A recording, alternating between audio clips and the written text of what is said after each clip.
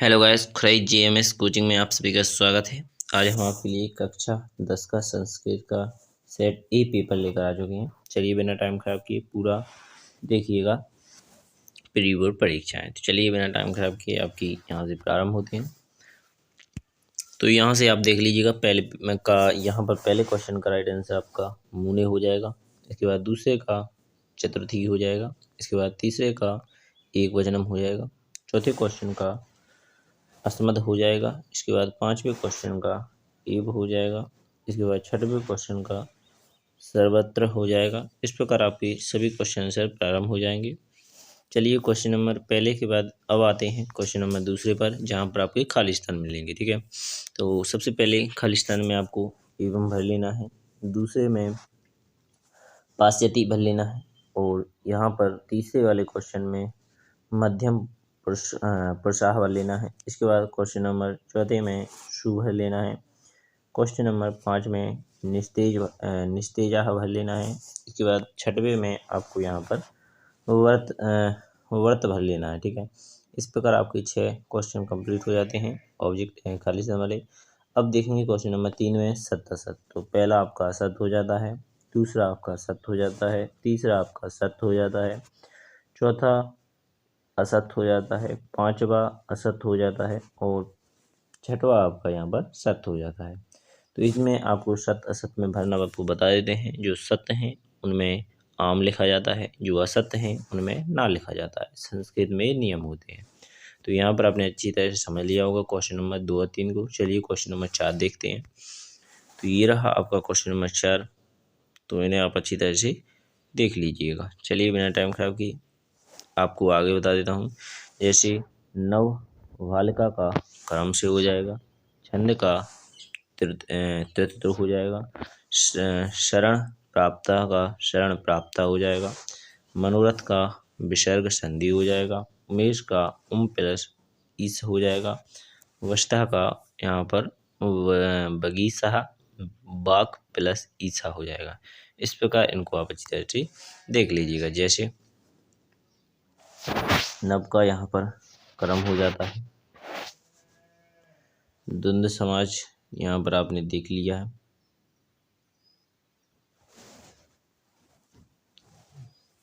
शरण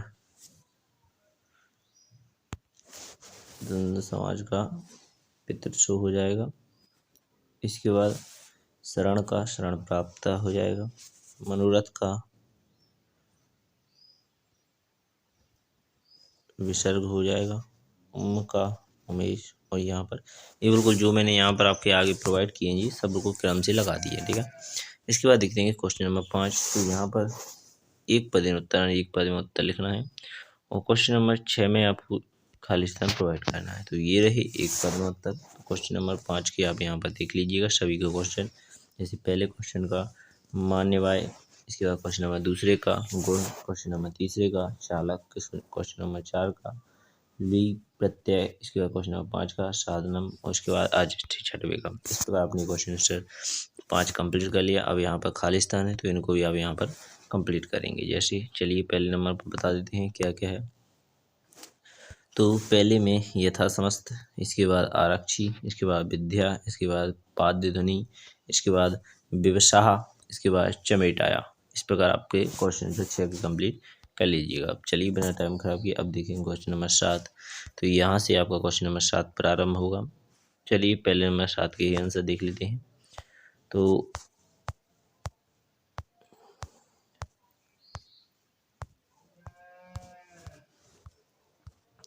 तो यहाँ पर क्वेश्चन नंबर 17 से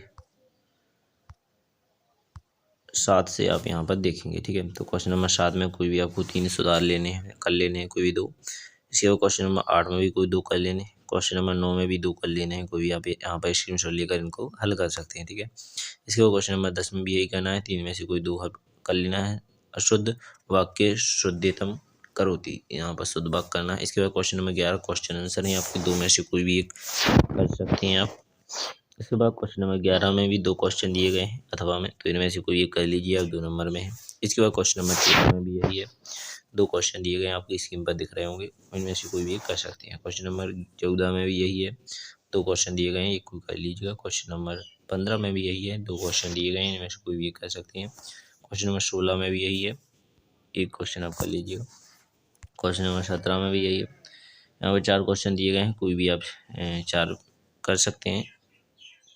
चारों को करना है, घटते क्रम से लिखना है, कौन सी लाइन पहले आएगी कौन सी बाद में, बस इतना ही करना है। क्वेश्चन नंबर 17 में।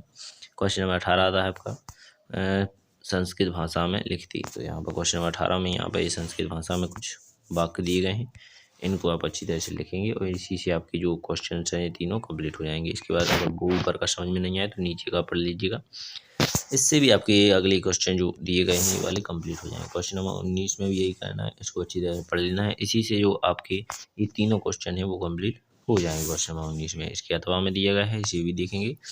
तो ये रहा क्वेश्चन नंबर अथवा का, तो यहाँ पर भी इन दो लाइन पढ़ लीजिएगा, ये आपका यहाँ पर आंसर हो जाएगा। इनमें से तीनों क्वेश्चन को यहाँ पर हल कर लेना है। इसी प्रकार आता है क्वेश्चन नंबर 20। तो 20 में भी एक लाइन 2 लाइन यहाँ पर मान लीजिएगा दी गई हैं, इनसे ही आपके तीनों क्वेश्चन कंप्लीट हो जाएंगे। इनको पढ़कर आप इनके आंसर देखिएगा। इसके बाद 20 का अथवा में रहेगा, तो नीचे आपको अथवा भी दिख रहा होगा, तो इसे भी आप अच्छी तरह से देख लीजिएगा। इसके बाद आता है क्वेश्चन नंबर 21। तो क्वेश्चन नंबर 21 में भी यहाँ पर 4 लाइनें दी गई हैं, इन चारों लाइनों से आपके चारों क्वेश्चनों के कंप्लीट आंसर प्राप्त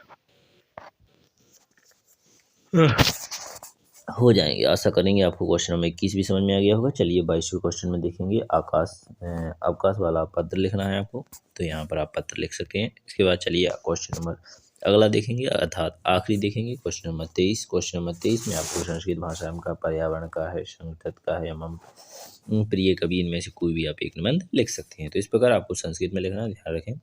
तो आशा करूँगा ये पूरा संस्कृत का जो पेपर था आपको अच्छी तरह समझ में आ गया होगा। जो भी डाउट हो बिना टाइम खराब किए, बिना हिचकिचाए, बिना कोई सवाल पूछे अच्छी तरह से कर लीजिएगा।